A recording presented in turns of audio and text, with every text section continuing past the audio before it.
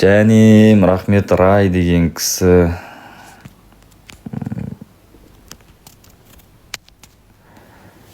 Диор дейді. Арай дейді. Арай ма есіміңіз? Жәнем, Арай деген қыз. 08 дейді. Таразы қай жерініз? Таразы кім ғой менде? Эфирден шығатын ойыңыз жоқ па дейді. Айгүлде білмеймін, Айгүл екеуміз досым. Ақбота сізге қарап бастаған ғой, сосын Шерхан қызғанышты келген ғой. Сол ғой, сол. Біліп тұрсыздар ғой. Ойшым сондай отыр. Негізі эфирде бәрі жейді дейді.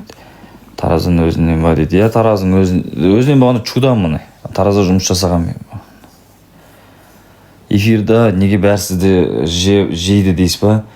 Білмеймін ғой, енді жәндері кереді ғой, өмірде бір жәнде дос болып, күліп ойнап жүретті, ән жерде бір шайтан құсап өзгеріп кететіндер бар, енді мен соны байқаймын ше. Өзіңді ешнәрсе айтпаймын, құрсын. Мен өзім достарды өзім үндемей жүріп таңдаймын. Бір уақыты келген кезде өзіме тартатын қолымнан келген нәрсені достарыма негізі үйретіп жүрем. Көп нәрсе білем ғой негізі. Оңай жолмен қалай жағдай жасауға, не істеуге, енді өзімде Алла берсе керемет жағдайым жоқ. Өзім жасаймын, солай өзімнің эфирімде де көрсетіп отырам, айтып отырам, ақылмен бөлісіп, сіздер де істеңіздер деген сияқты. Сол үшін не деуші еді, досы көпті жау алмайды дейді ғой. Сол үшін сіздермен де дос бола берем. Главное, қолдасаңыздар болды. Табылмады ол. Шеліні білесің бе? Білем аға. Ботаға қанша кетсе де, мен үшін маңызды емес қой.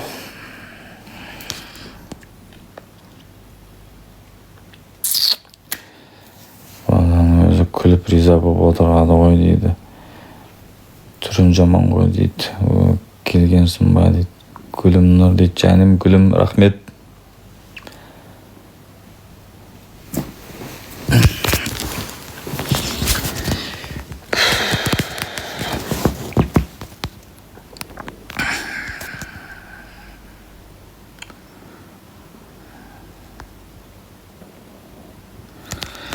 Қаяқтың қызғың бары. Енді немене қызық қарайтын қызға қараймыз да, гей емеспіз ғой.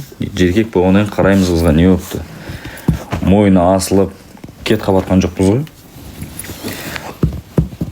Менде мынандай случай болды, бір жағдай жақсы, бір таныстарым бар, өте жақсы жағдайлар.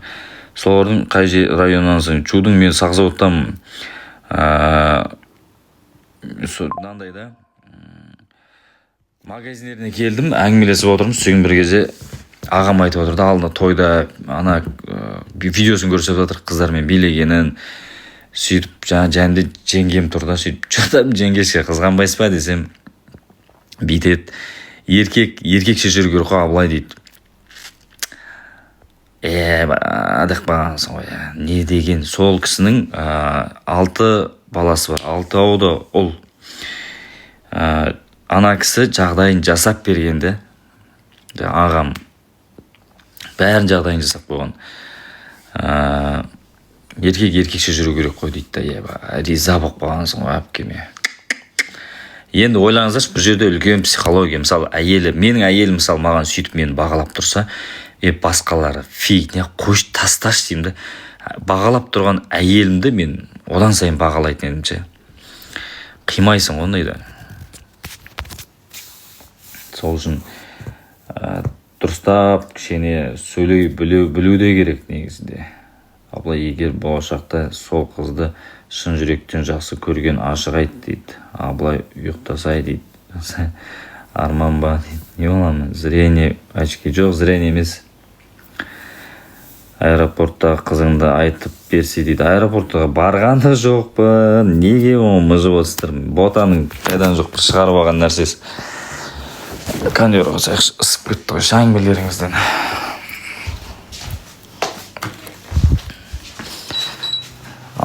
Сен маған ұнайсың дейді.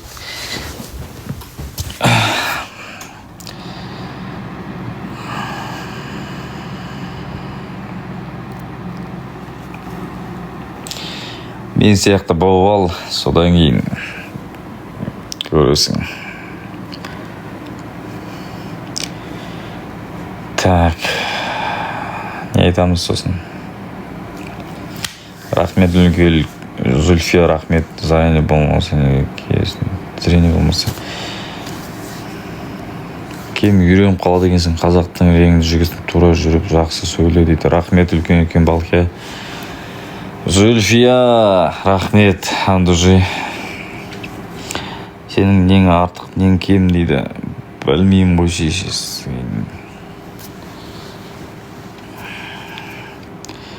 Бетіме келіп айтамайтындар дофига да негізі біраз нәрсені.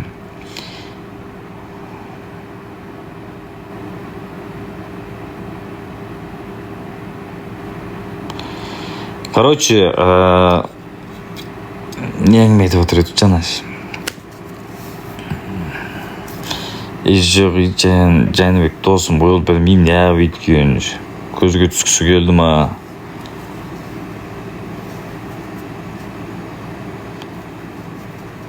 Әжемісің дейді, рахмет үлкен. Өйсті бағалайтын қыздарды бағалау керек та. Ақша қайда кетті ғой ақша. Жағдай керек болып тұрма сонда саған дейді. Қандай жағдай? Мен жағдайды айтып отқан жоқпын. Ақботаны шынымен жақсы көрдіңіз бе дейді. Әлі де жақсы көрем, абылай жақсы көрген жоқ дейді. Жоқ, күйеуге тимеген қыз алсай қайтесің ботаны. Шерхан мен бота қосылып кетсе екен. Қосылып кетсін, еш нәрсе нем жоқ, бақыт тілеймін.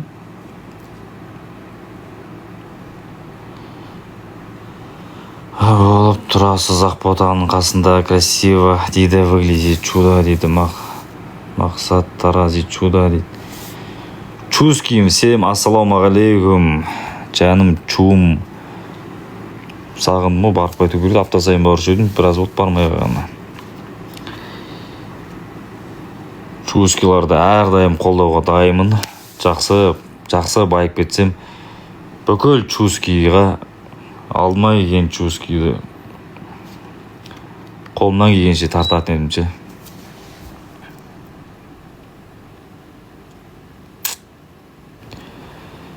Мәке, қай жақтықсың чудың, қай жері?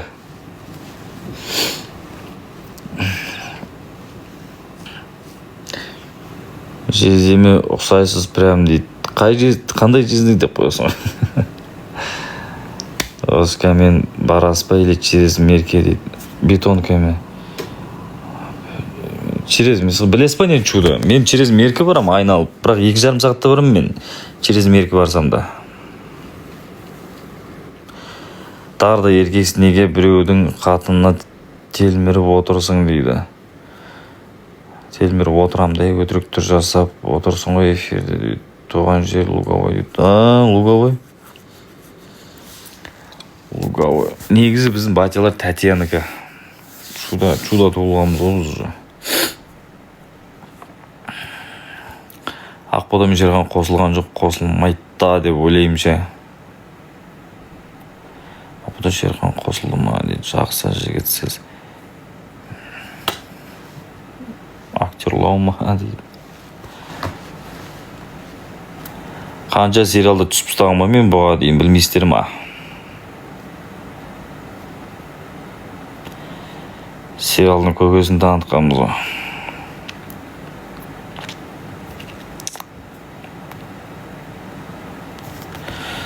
Жақсы көрсе қызғанып отыратын еді.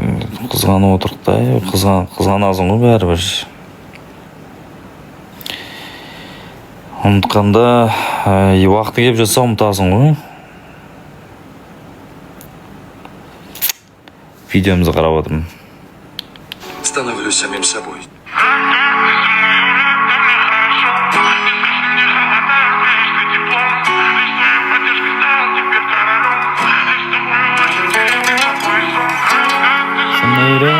Хорошо. Впереди успех, лучшие моменты. Я оставил позади все проблемы светом жан. Мне с тобой так легко наш этот год твой. Заслужила ты за твою поддержку слез и терпением. мына өлеңді інім айтады. Осы өлеңді күнде тыңдаймын ше, машинада кетіп бара жатқан кезде. Қатты өзіме өткен өлең осы.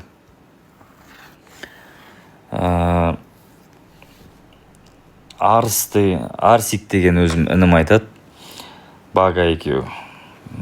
Енді ән керемет енді. Ты в ней нашел. С ней Песня. я становлюсь самим собой.